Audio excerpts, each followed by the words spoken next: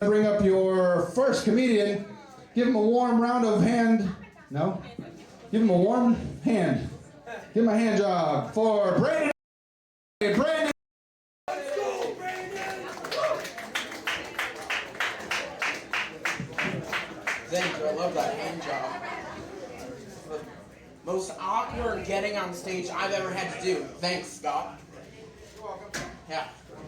So you guys know like those weird little conspiracies, like when things were lining up. You guys got so quiet. Oh my god. You guys know those when you have too many coincidences in your life that just start lining up, and you start to think like it's a conspiracy just based around your life. Like, oh, like you have an FBI agent who watches you, sees everything you do online. I had that happen recently. Not the FBI agent. Well, that's my conspiracy, but more so, in the span of a week, I got laid off, I got jury duty, and I had a flat tire. There's no way that happens in a week. There's no way. So now I'm thinking, what happened? What happened? And my conspiracy theory is, my FBI agent wanted to go on vacation, so he's like, I gotta tie this guy up for a week. I gotta make sure that he has no will to go out and be social. His like eco-anarchist like Instagram meme page, he's not posting on it anymore. Like, I need a break from this guy. So, with this free time that I've had, not having a job, I've been watching a lot of movies lately. And one of the movies that I've been watching is this movie, Ratatouille.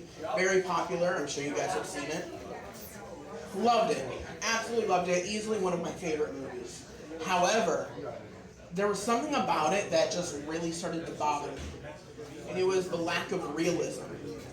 It's not that it was animated, that's fine, I can look past that. It's not that there was a rat in the kitchen, that's believable. That's like one of the most believable things about the movie. A rat being in the kitchen. But it was that the rat wasn't doing drugs. If you look at any kitchen, there's people doing drugs there. I promise you, I guarantee you. Except that kitchen's perfect, they don't do anything. But you're telling me, on his little rat breaks, he's not going out by the dumpster doing little rat lines of coke, pulling out a little rat flask. Like, on really hard days, he does some little rat poison, just to really take the edge off. He's having, like, one of his line cooks calls out, he's texting his hookup, like, hey man, like, I really need you to pull through tonight, like, it's bad.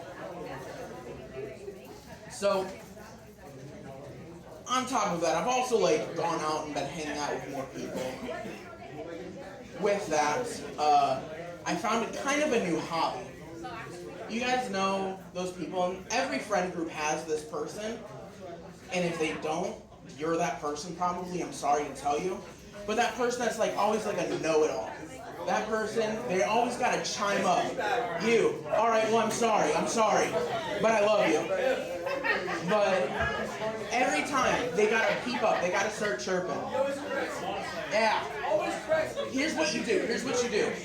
You come up with technically true facts to fire back at them. They hate it because they can't argue because they're technically true. I was watching wrestling with some friends, and I'm sitting there. He's spouting off all these like, oh, I bet you guys didn't know this fact.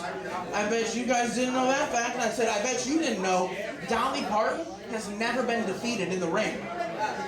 And let it sit. And he's like trying to figure out. He's like, well, she's never wrestled. I'm like, that doesn't mean she's not undefeated. That means she's the best out there. Nobody's willing to go up against Dolly Parton. Think about it. He didn't come to wrestling after that.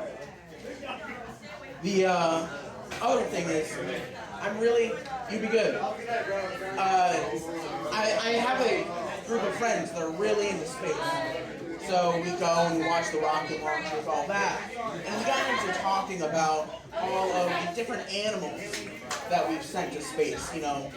Lizards, spiders, frogs, dogs, monkeys. And I said, it's so crazy how birds can't fly in space, and they started all talking about, like, is it the gravity? Is it, like, the air composition? I said, no, there's no oxygen in space.